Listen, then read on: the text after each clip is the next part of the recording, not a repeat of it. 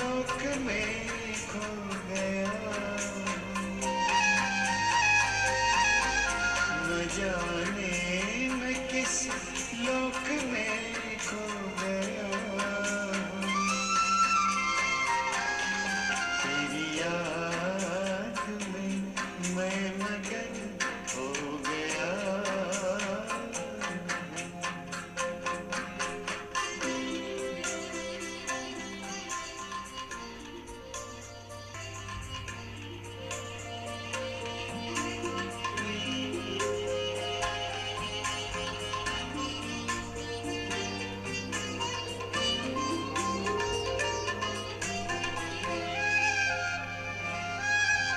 मेरे दिल की बातें तो दिल से सुनता, कहूँ क्या मैं मुख से तो पहले ही सुनता।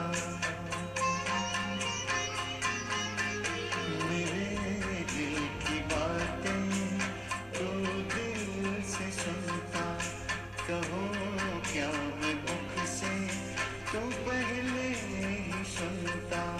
तेरे प्यार की इंतहा अब कहाँ है, गगन से धरा मिल रही ये जहाँ है।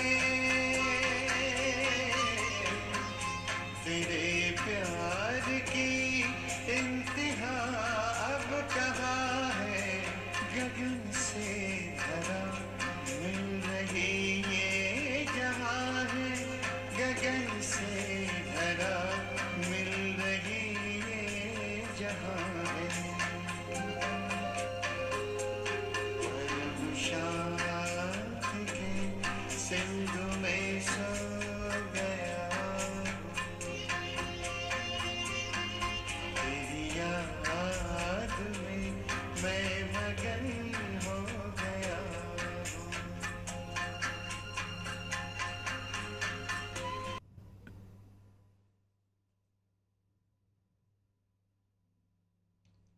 ओम शांति। आज बाबा की 2 मई 2021 की मुरली है।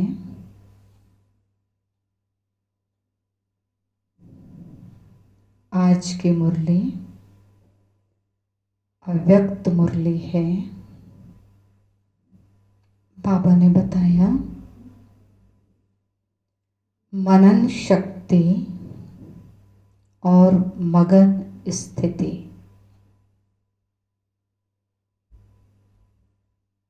मनन शक्ति को कैसे बढ़ाएं और अपने स्थिति को मगन कैसे रखें। आज डबल ताजधारी, डबल राज्य अधिकारी बनाने वाले बाप विशेष अपने डबल विदेशी बच्चों से मिलन मनाने आए हैं।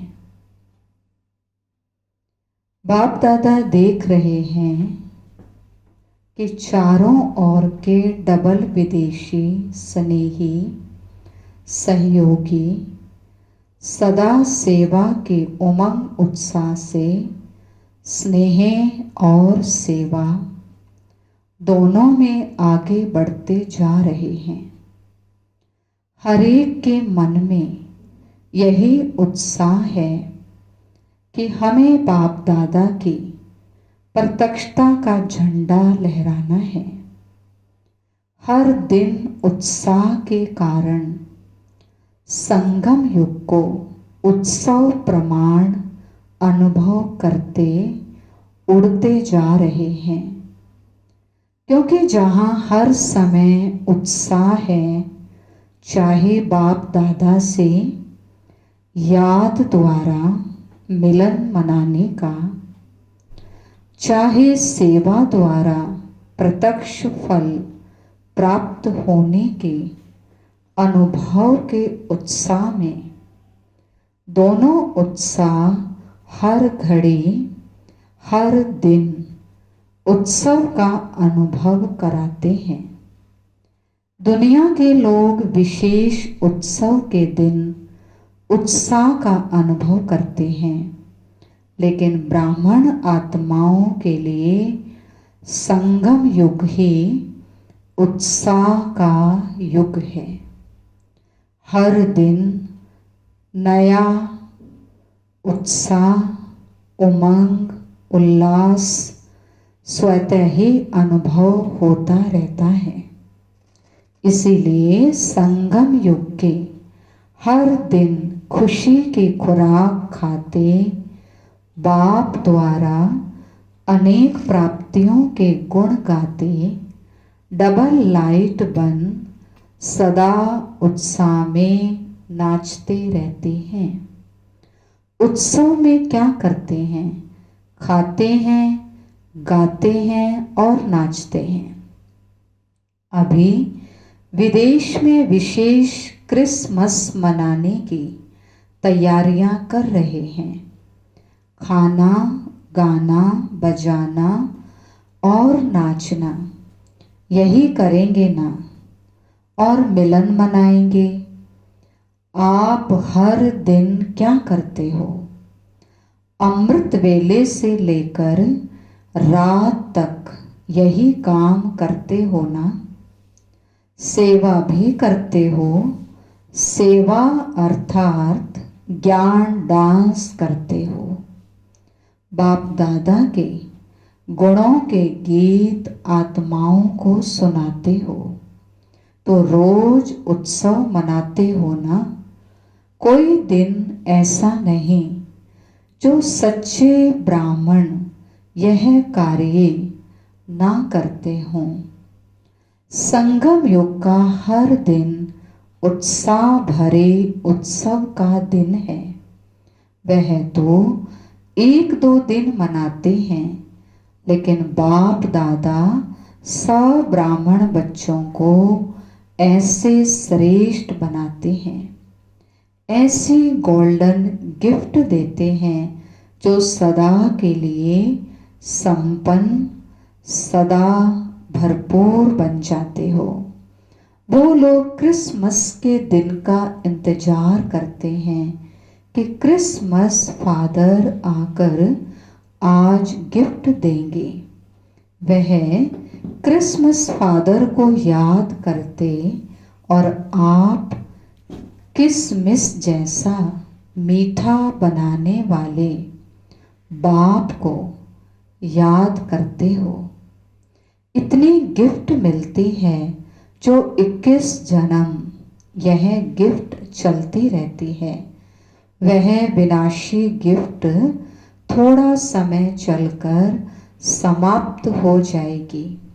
यह अविनाशी गिफ्ट अनेक जन्म आपके साथ रहेगी। जैसे वो लोग क्रिसमस ट्री को सजाते हैं, बाप दादा इस बेहद के वर्ल्ड ट्री में आप चमकते हुए सितारों को संगम युगी श्रेष्ठ धरती के सितारों को अविनाशी लाइट माइट स्वरूप में स्थित होने का अनुभव कराते हैं। वो लोग भी स्टार को मानते हैं, स्टार सजाते हैं। आप स्टार्स का यादगार स्थूल चमकती हुई लाइट्स के रूप में दिखाते हैं, या लाइट से सजाते या फूलों से सजाते हैं। ये किसका यादगार है? रूहानी खुशबूदार फूलों ब्राह्मण आत्माओं का। ये सब उत्सव आप संगम योगी ब्राह्मणों के उत्साह भरे उत्सवों के यादगार हैं।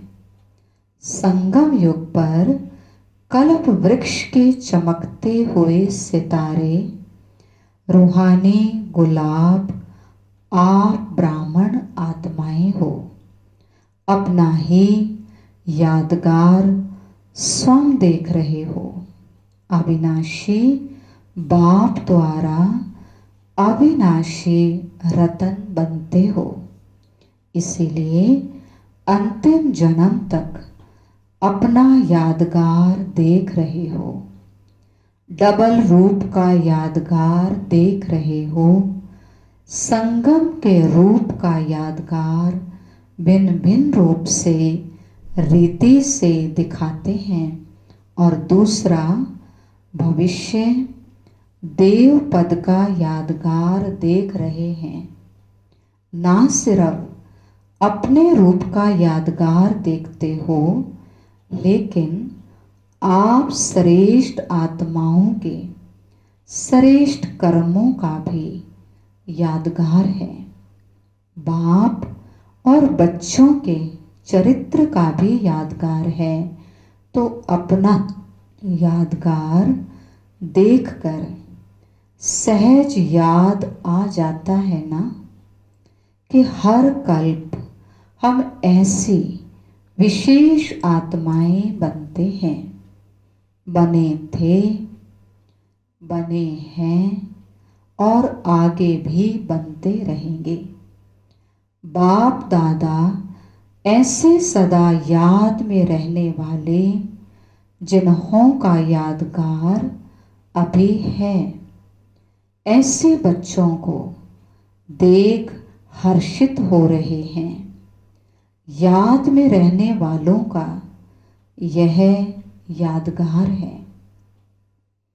याद का महत्व यादगार देख रहे हो तो डबल विदेशी बच्चों को अपना यादगार देखकर खुशी होती है ना। बाप दादा को डबल विदेशी बच्चों को देखकर डबल खुशी होती है। क्यों? एक तो कोने कोने में कल्प पहले वाले बिछड़े हुए खोए हुए बच्चे फिर से मिल गए। खोई हुई चीज अगर मिल जाती है तो खुशी होती है ना। बाप तो सब बच्चों को देखकर खुश होते हैं, चाहे भारतवासी हों चाहे विदेशी हों। दूसरी बात डबल विदेशी बच्चों की है, जो भिन्न धर्म भिन्न रीति रस्म के पर्दे के अंदर छिपे हुए होते भी इस पर्दे को सहज समाप्त कर बाप के बन गए। यह पर्दा हटाने की विशेषता है। पर्दे के अंदर से भी बाप को जानने की विशेषता डबल विदेशियों की है। तो डबल खुशी हो गई ना। डबल विदेशी बच्चों का निश्चय और नशा अपना अलौकिक है। बाप दादा आज चारों ओर के डबल विदेशी बच्चों को विशेष सदा उत्साह में रहने वाले, हर दिन उत्सव मनाने वाले, हर दिन वरदाता बाप द्वारा विशेष वरदान व विशेष आशीर्वाद लेने की डायमंड गिफ्ट बड़े दिल से बड़े दिन के लिए दे रहे हैं। सदा उत्साह भरी जीवन भाव, सदा सहज उड़ती कला के अनुभवी श्रेष्ठ जीवन भाव। अच्छा, आज बाप दादा वतन में 3 प्रकार के बच्चों को देख रहे थे। 3 प्रकार कौन से देखे? एक है वर्णन करने वाले, जो ज्ञान का वर्णन करते हैं। दूसरा है मनन करने वाले, यानी ज्ञान का मनन करते हैं। तीसरे हैं अनुभव में मगन रहने वाले। जो सुना उसका अनुभव कर मगन रहने वाले, ये 3 प्रकार के बच्चे देश विदेश के सभी बच्चों में देखे। वर्णन करने वाले ब्राह्मण अनेक देखे, मनन करने वाले बीज की संख्या में देखे, अनुभव में मगन रहने वाले उससे भी कम संख्या में देखे। वर्णन करना अति सहज है, क्योंकि 63 जन्मों के संस्कार हैं। एक सुनना, दूसरा जो सुना वो वर्णन करना, ये करते आए हो।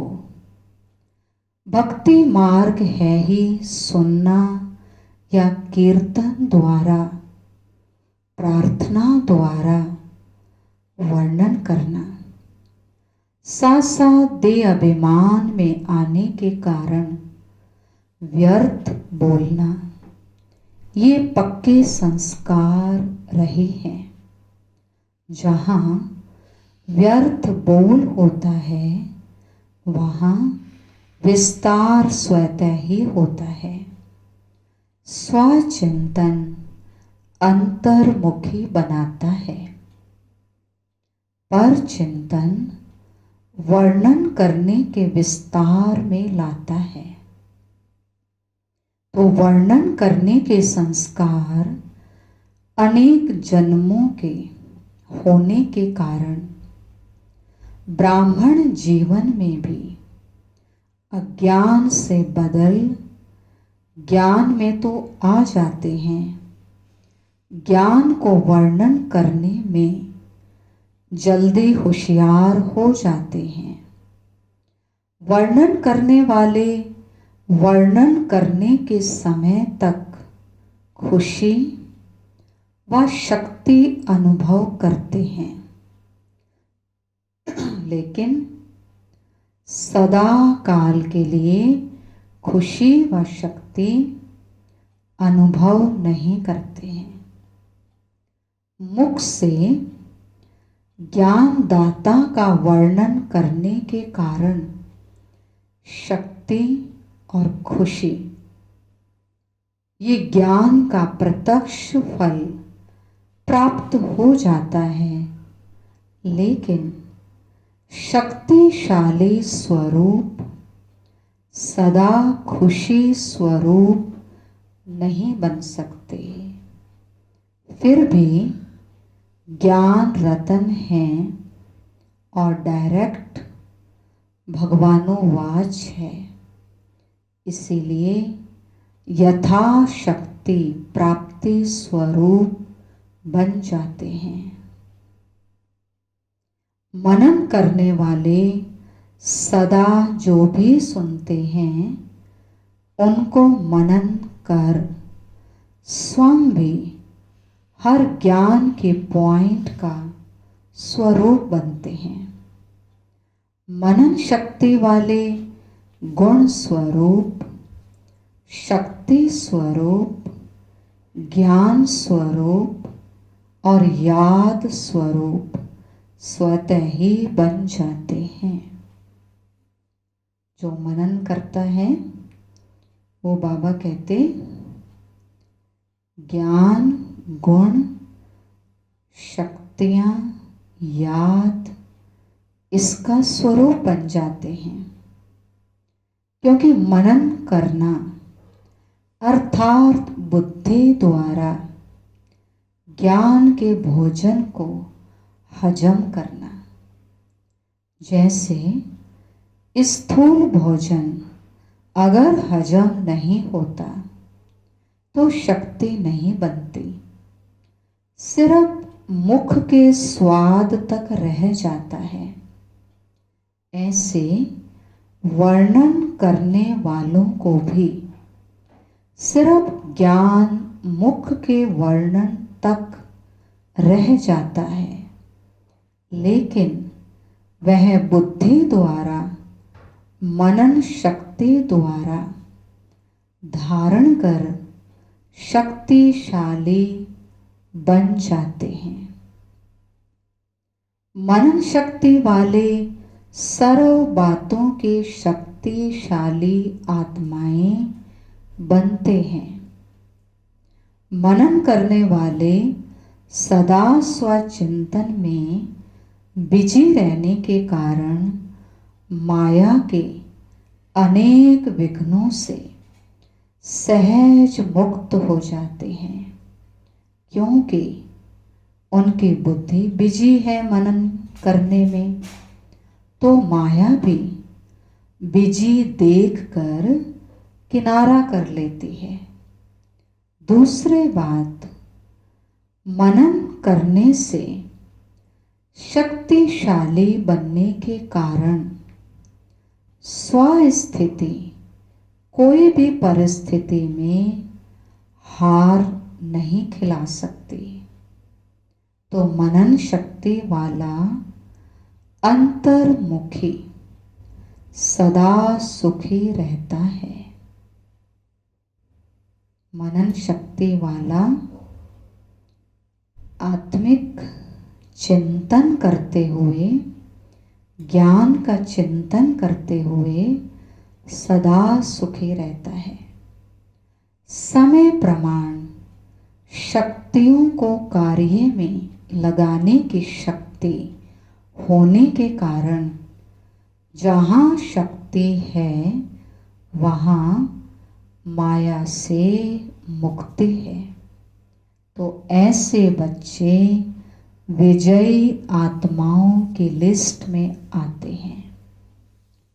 तीसरे बच्चे सदा सर्व अनुभवों में मगन रहने वाले। जो सुना बाबा से उन सभी सुने हुए को अनुभव करके अनुभवों में मगन रहने वाले। मनन करना ये सेकंड स्टेज है, लेकिन मनन करते हुए मगन रहना ये फर्स्ट स्टेज है। मगन रहने वाले स्वतः ही निर्विघ्न तो रहते ही हैं, लेकिन उससे भी ऊंची विघ्न विनाशक स्थिति रहती है। अर्थात स्वयं निर्विघ्न बन औरों के भी विघ्न विनाशक बन सहयोगी बनते हैं। अनुभव सबसे बड़े से बड़ी अथॉरिटी है। अनुभव की अथॉरिटी से बाप समान मास्टर ऑल माइटी अथॉरिटी की स्थिति का अनुभव करते हैं। मगन अवस्था वाले अपने अनुभव के आधार से औरों को निर्विघ्न बनाने के एग्जाम्पल बनते हैं, क्योंकि कमजोर आत्माएं उन्हों के अनुभव को देख स्वयं भी हिम्मत रखती हैं, उत्साह में आती हैं, हम भी ऐसे बन सकते हैं। मगन रहने वाली आत्माएं बाप समान होने के कारण स्वतः ही बेहद के वैराग वृत्ति वाली, बेहद के सेवाधारी और बेहद के प्राप्ति के नशे में रहने वाले सहज बन जाते हैं। मगन रहने वाली आत्माएं सदा कर्मातीत अर्थात कर्म बंधन से न्यारी और सदा बाप की प्यारी हैं। मगन आत्मा, सदा तृप्त आत्मा, संतुष्ट आत्मा, संपन्न आत्मा, संपूर्णता के अति समीप आत्मा है। वो सदा भरपूर रहती है, संतुष्ट रहती है, संपन्न अनुभव करती है और संपूर्णता के नजदीक होती है। सदा अनुभव की अथॉरिटी के कारण सहज योगी, स्वतः योगी ऐसी श्रेष्ठ जीवन, न्यारी और प्यारी जीवन का अनुभव करते हैं। उनके मुख से अनुभवी बोल होने के कारण दिल में समा जाते हैं और वर्णन करने वाले के बोल दिमाग तक बैठते हैं। तो समझा फर्स्ट स्टेज क्या है? मनन करने वाले भी विजयी हैं, लेकिन सहज और सदा में अंतर है। मगन रहने वाले सदा बाप की याद में समाये हुए होते हैं। तो अनुभव को बढ़ाओ, लेकिन पहले वर्णन से मगन में आओ। अनुभव को बढ़ाने से पहले, वर्णन करने से पहले बाबा कहता मनन में आओ। मनन करो ज्ञान का, गुणों का, शक्तियों का। मनन शक्ति मगन स्थिति को सहज प्राप्त करा लेती है। मनन करते करते अनुभव स्वतः ही बढ़ता जाएगा। मनन करने का अभ्यास बहुत आवश्यक है, इसीलिए मनन शक्ति को बढ़ाओ। सुनना और सुनाना तो बहुत सहज है।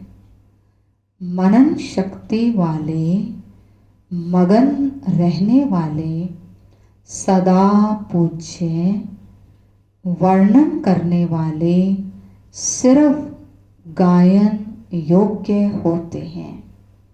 तो सदा अपने को गायन, पूजन योग्य बनाओ। बाबा कहते समझा क्या बनाना है? सदा अपने को गायन, पूजन योग्य बनाओ। सेवाधारी तो तीनों हैं, लेकिन सेवा का प्रभाव नंबरवार है। नंबरवार में नहीं आना, नंबर 1 बनना है।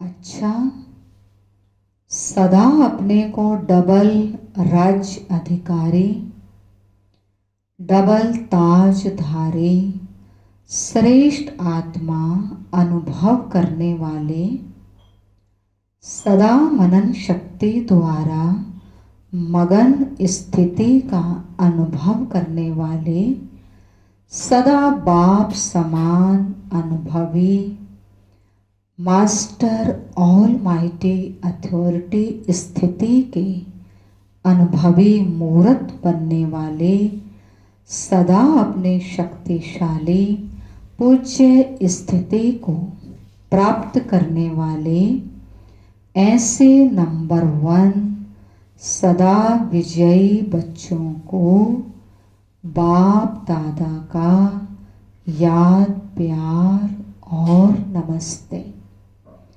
हम रूहानी बच्चों के रूहानी बाप दादा को नमस्ते नमस्ते, डायमंड मॉर्निंग, गुड मॉर्निंग।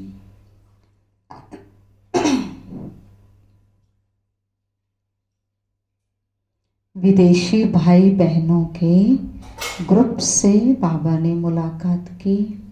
उनको कहा, विदेश में रहते स्वदेश स्वस्वरूप की सदा स्मृति में रहने वाले हो। बाबा ने कहा, जो विदेश में रहते हैं उनको अपना देश, अपना स्वरूप सदा स्मृति में रहता है ना। आत्मा का जो देश, आत्मा का जो स्वरूप है वो याद रहता है ना।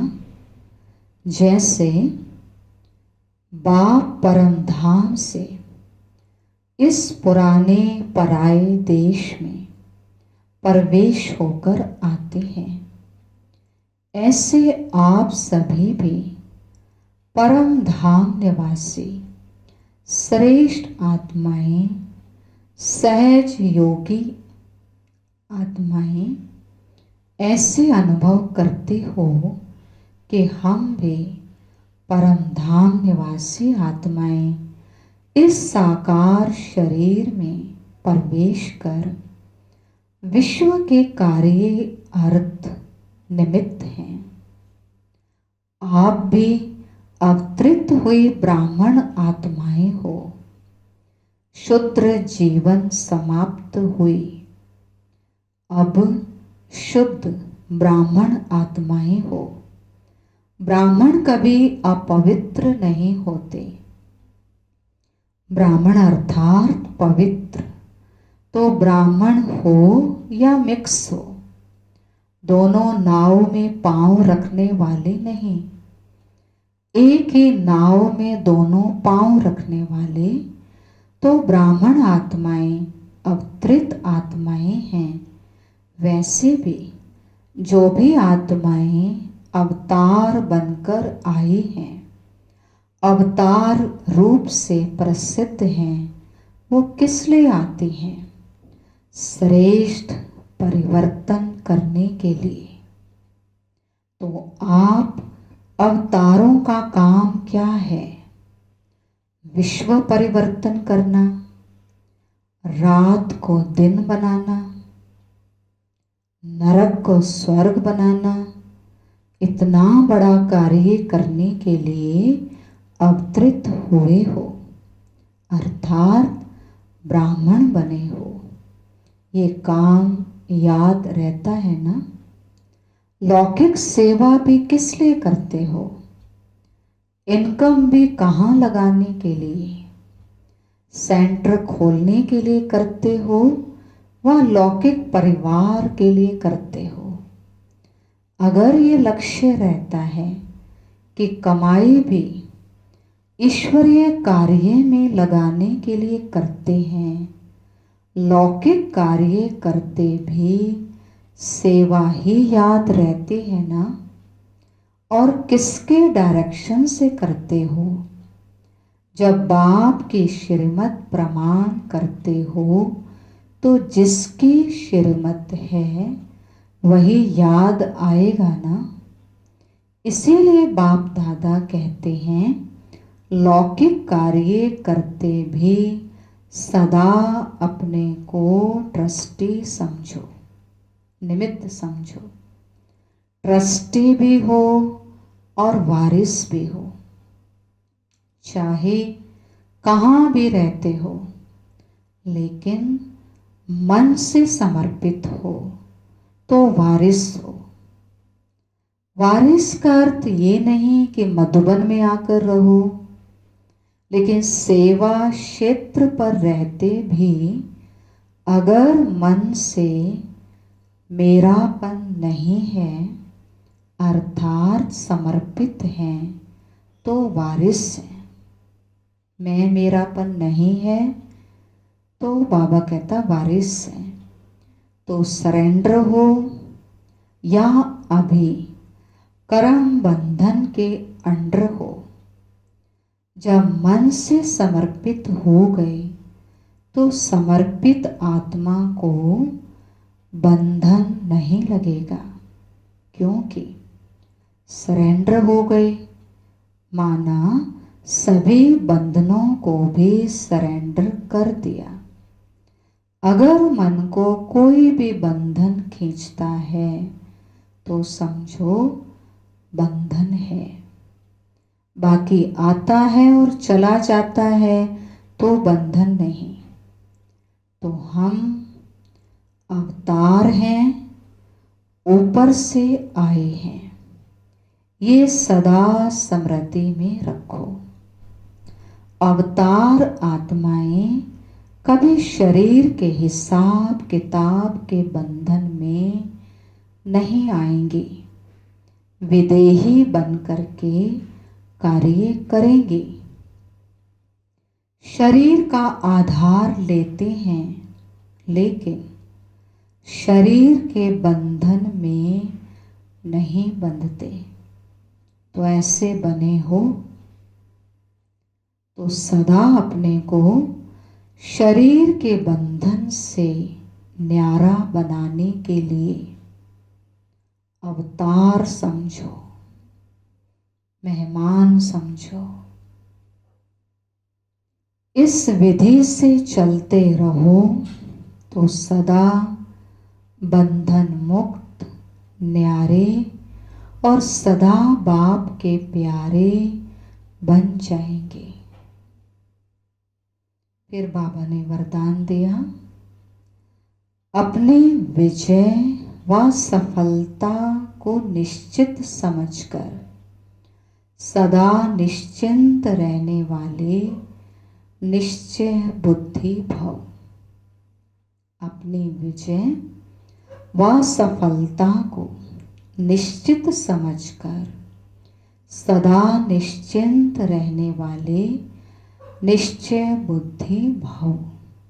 जो बच्चे सदा बाप में, स्वयं के पार्ट में और ड्रामा के हर सेकंड की एक्ट में 100% निश्चय बुद्धि हैं, उनकी विजय व सफलता निश्चित है। निश्चित विजय होने के कारण वे सदा निश्चिंत रहते हैं। उनके चेहरे से चिंता की कोई भी रेखा दिखाई नहीं देगी। उन्हें सदा निश्चय रहता है कि ये कार्य व ये संकल्प सिद्ध हुआ ही पड़ा है। उन्हें कभी किसी बात में क्वेश्चन नहीं उठ सकता।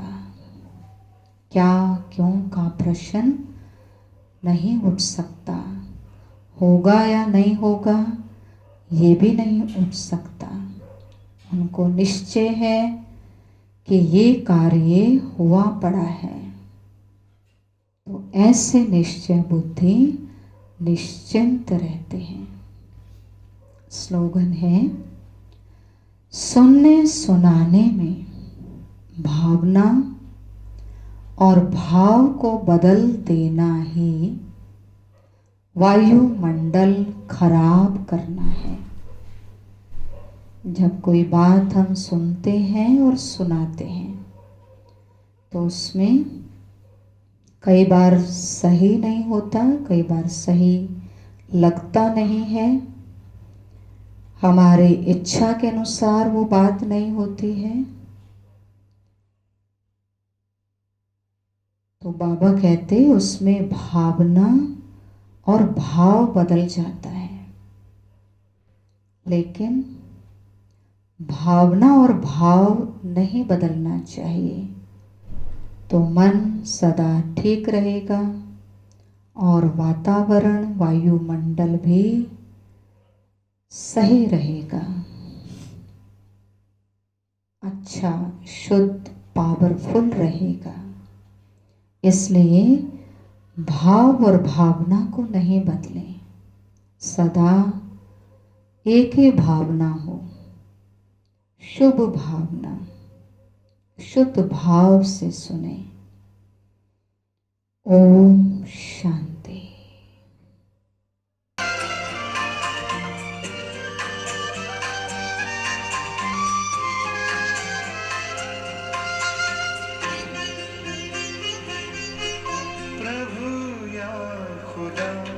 या सखा क्या कहूँ मैं, जो भी हो तुम बिन रह ना सकूँ मैं।